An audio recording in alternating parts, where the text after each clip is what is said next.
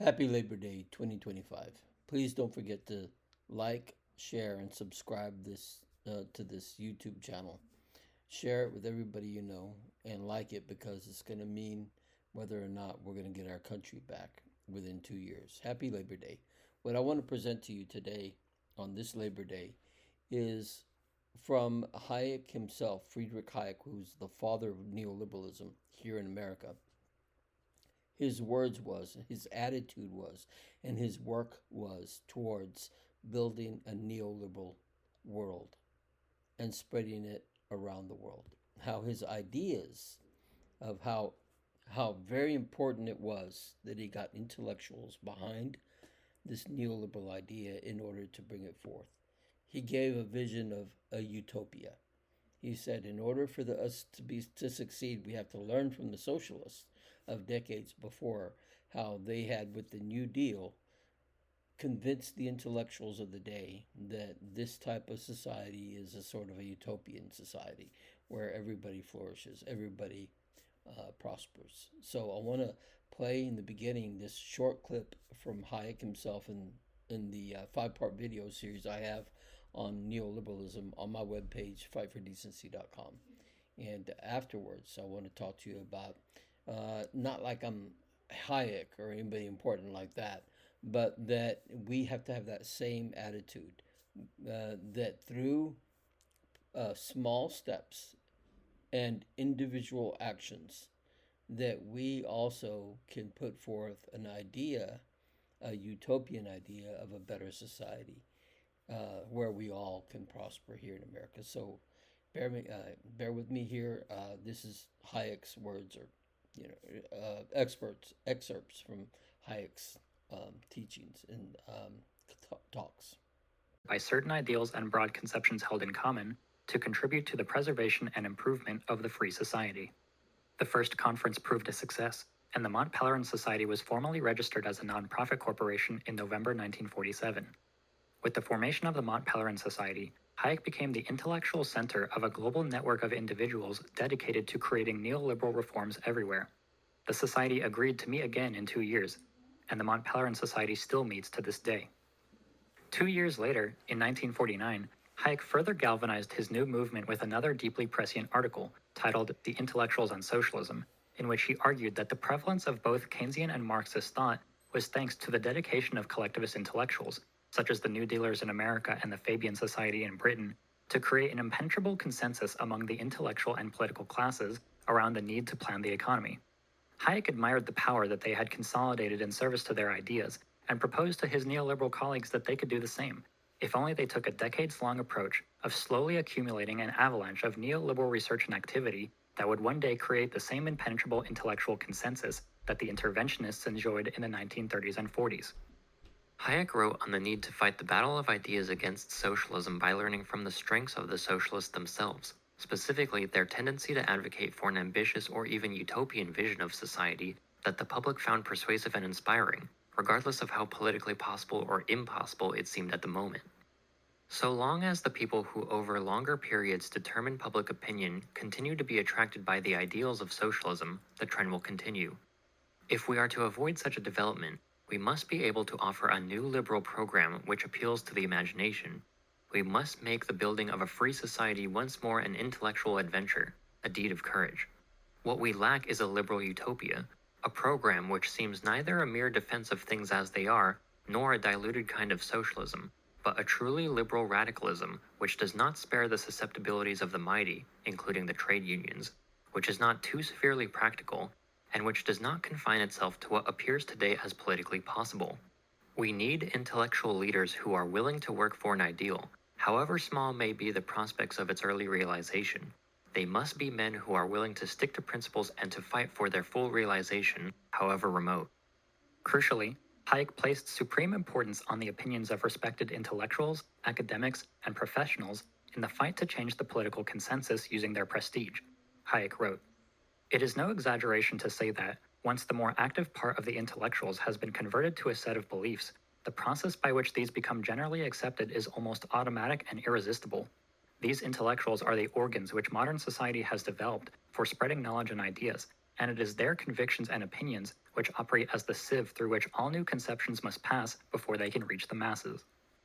Hayek's message to his colleagues was that the socialists had succeeded in creating a politics that was attractive to public intellectuals, and that these public intellectuals were the disseminators of political ideas in the world. Only through a bold politics that didn't shy away from moving the status quo through persistent effort would their movement succeed over socialism. Hayek wrote, "The main lesson which the true liberal must learn from the success of the socialists is that it was their courage to be utopian which gained them the support of the intellectuals and therefore an influence on public opinion, which is daily making possible what only recently seemed utterly remote. Those who have concerned themselves exclusively with what seemed practicable in the existing state of opinion have constantly found that even this had rapidly become politically impossible as the result of changes in a public opinion which they have done nothing to guide. But if we can regain that belief in the power of ideas, which was the mark of liberalism at its best, the battle is not lost. The intellectual revival of liberalism is already underway in many parts of the world. Will it be in time?" For Hayek, seizing the mantle of prestige in academia and all other arenas of professional expertise was the key to injecting neoliberalism into the mainstream. From its inception, neoliberal economics was portrayed as a scientific and empirical field, rather than the product of political ideology. The effort to capture the rigor of fields such as physics or biology, to make neoliberal capitalism into unquestionable common sense, was largely successful thanks to the hard work of the Mont Pelerin Society and its network of academics and entrepreneurs who built the neoliberal consensus on both sides of the Atlantic. At the close of the 1940s, global civilization was sitting on one of the most profound inflection points in all of human history. World War II had concluded, and the unspeakable atrocities of death camps and nuclear annihilation had been revealed to all. The Bretton Woods negotiations had concluded, providing a new global economic system based primarily on the ideas of Keynes. Franklin Delano Roosevelt died partway through an unprecedented fourth term as President of the United States, and was succeeded by Harry S. Truman in 1945. Clement Attlee was victorious over the uber-popular wartime Prime Minister Winston Churchill that same year, leading to a flurry of welfare and nationalization policies in Britain. Much, but not all of the world, was about to experience unprecedented prosperity under embedded liberalism, and the ideals of social democracy had never been more ascendant. However, the truth was that the post-war consensus was far from safe. Keynes himself had died in 1946, and therefore could not guide his followers in their implementation of his ideas or defend against critiques that would later emerge. The onset of America's Cold War with the Soviet Union would create a political climate hostile to all left politics, especially the idea of economic planning, at a time when social democratic movements around the world had just won crucial concessions from capital. Proxy wars between these greater world powers would prove that the argument over economic planning was far from over. It was within this tension, between the magnificent gains of social democracy and the hostile road laid before it, that Hayek and the Mont Pelerin Society were poised to begin dissolving the ground beneath all opponents of neoliberalism. In 1950, Hayek left Britain and moved to America, taking up a professorship at the University of Chicago. It was here, in Chicago, that neoliberalism would enter the next stage of its evolution in its fight against government intervention across the globe, with dire implications for the modern world. So there you have it, from Friedrich Hayek himself, the idea that in order to overcome the New Deal and the socialist idea of how to run a society, they had to put forth the idea, a utopian idea on liberalism, right? Meaning focus on the individual and freeing the market, allowing the market to do whatever it wants. Of course, his contribution and his big idea was the idea that prices could signal value. And through prices, it's like a new, like they say in the video, it's like a new epistemology that we value money and prices. And with that, now we can go forth and value everything else, which of course is nonsense because it's not about money. It's about human interaction. It's about the spirit. It's about people. And people are not all just consumers thinking about how they're going to get over on everybody, like Ayn Rand says. There's no such thing as altruism, thinking that individual humans are only out for themselves. I just don't believe that. And I don't believe that most people in the world believes that they're out for themselves, right? So here's the idea I'm putting forth Again, I'm not no Friedrich Hayek or John Maynard Keynes about economics. What I am, though, is a political activist. And I do have a vision about what we can accomplish within the next 2 years, and that is to overcome the neoliberal era via power. And that power has to do with not so much withholding our labor. You see, a lot of people say, well, some people in the comment section, it says it's illegal to do a general strike. Okay. Well, we'll talk about legalism when you put bankers in jail and give Russia their money back that you took. Okay. Then you can talk to me about legalities. All right. But in the meantime, the vision is not so much a withholding of our labor, but rather withholding of our money. Because you see, when we go on a 2 month, what I call sabbatical, which some would call a general strike, when we all agree to convince the truck driver in America who delivers the gas and the goods in America to sit for 2 months without driving, that puts the whole nation on a general strike, on a sabbatical.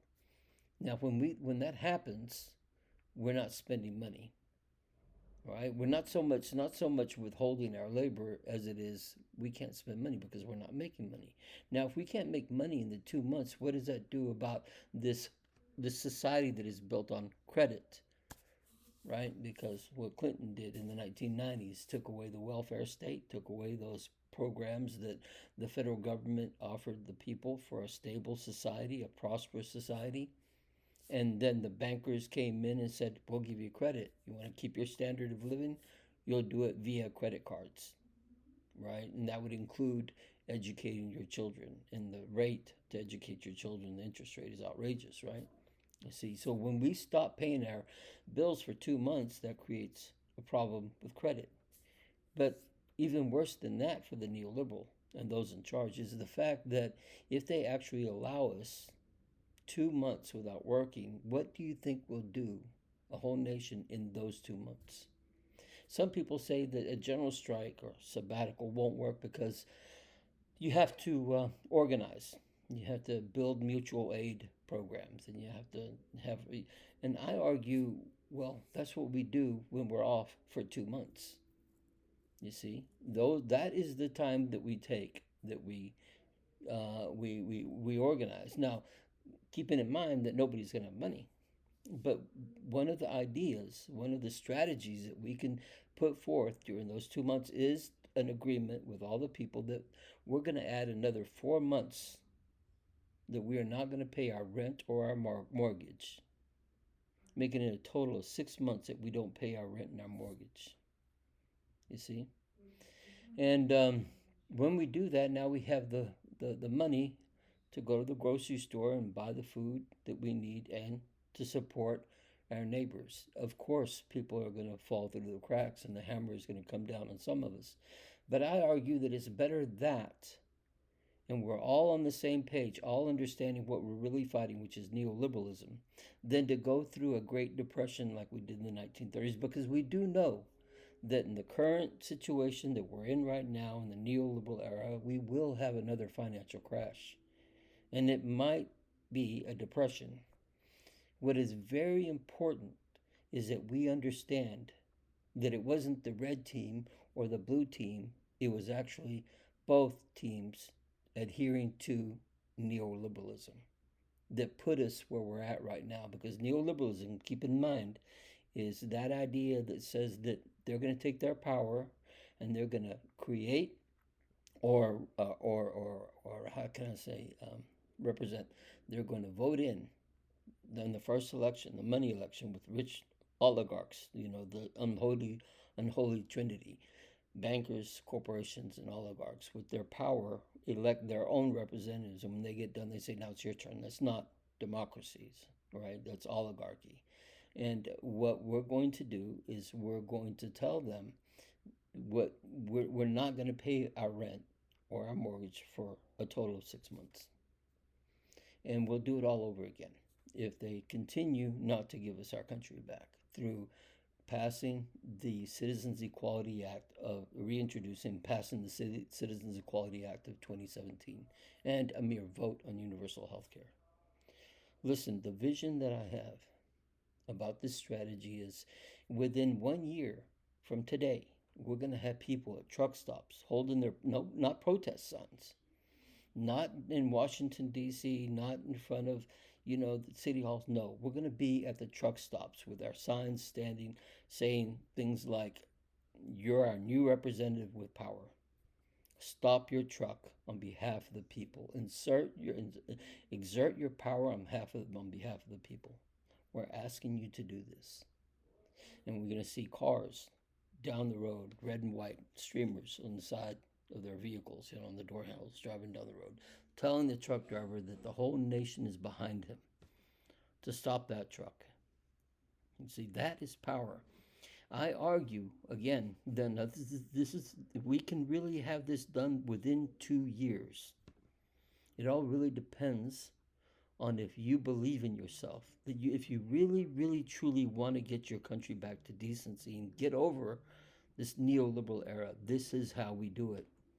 And we do it in such a way that it's just there's no way they can deny us. They'll have to give in. So 2 years from now, 2 years from now, we will have a utopia. We will have a society where we can proudly say that we did it, that we turned it around, and we are electing our own representatives to represent all of Americans. We match dollar for dollar. You see, like I've said in previous videos, we don't care how much the unholy trinity spends on campaign contributions, because when we understand modern money, we understand that we have just as much money as they do. The problem is because their power, they do not allow us to spend it, because they have in place slaves adhering to their needs and not to the needs of all Americans. And this is why it's very important that we start with the Citizens Equality Act, reintroducing it, and of 2017. Then from there we go, because it's going to be our government again, we'll talk about a 21st century Glass-Steagall Act. And about your rent and your mortgage, if you fear, because they live on fear, right? They thrive on your fear that, oh my God, what am I going to do? I'm going to be one of those that's going to be kicked out. They thrive on that. They want you to be fearful. I say have courage. Don't pay your rent. Don't pay your mortgage. Talk to your neighbors and say, are you with me? We're going to do this together. But there's something else about that. In the 1930s, there was what was called the Pecora trials. And Pecora was a lawyer who put in front of Congress or trials on those people that caused the 1929 crash. Now, if you think that those in power are going to go after you for not paying your mortgage or your rent, right, then we're going to have a black trial. And what I mean by black is William Black, that lawyer who prosecuted the savings and loans fiasco, the Lincoln savings and loans, I believe it was, in the 1980s, put thousands of white-collar criminals in jail. And if you don't know who he is, look him up, and you'll see that he recognizes that what happened in 2008 was control fraud. Bankers frauded the whole country. A lot of people lost their houses. So if you want to talk about the law, that I don't pay my rent, or I owe my rent or my mortgage because I haven't paid it for 6 months, we'll first start with putting bankers in jail. And once we do that, then we could talk about law. So you see, everything is on our side. Truth and justice is on the side of the people. If you have the courage, you can get your country back. With one, like Elizabeth McLaughlin would say, with one small step, you get your country back. Follow this strategy. Make it, call it whatever you want, but make sure that you cover the 4 prerequisites of a prosperous middle class. Educate yourself about this and have faith that with your small action, you will indeed, within 2 years, get a country of, by, and for the people. And now we'll have face. We'll be able to reach, we'll be able to look at China and look at Russia and say, yes, we'll compete now. Because we're going to create a society where we're not out to make war because you're doing better than me, but rather we're going to do it the right way. We're going to care about our society, like Richard Murphy would say, a politics of care, which will take care of the people in their health and take care of the people in their education, right? And build a society that competes the right way. Neoliberalism is a foul stench. Fight for decency.